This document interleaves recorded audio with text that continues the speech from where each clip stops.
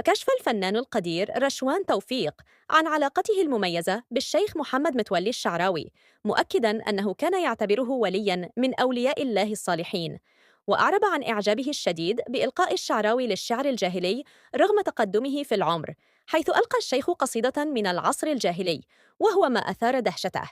كما ذكر رشوان توفيق أن أحد مريدي الشعراوي أخبره أنه سمع الشيخ وقت وفاته يقول: "بنفسك يا رسول الله"، وهو ما اعتبره لحظة روحانية عظيمة.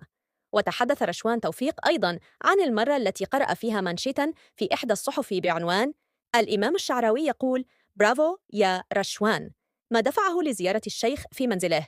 وخلال الزيارة منحه الشعراوي عباءة ومصحفاً تقديراً له، مشيراً إلى استمرار العلاقة القوية بينهما حتى وفاة الشيخ. رشوان توفيق تطرق أيضاً إلى زيارته لسوريا 3 مرات، وعندما علم بوجود قبر سيدنا بلال الحبشي بجوار المطار قرر زيارته وقراءة الفاتحة، مؤكداً إيمانه بأن الأرواح تسمعنا دائماً، وأن الراحلين يشعرون بمن يذكرهم ويدعو لهم.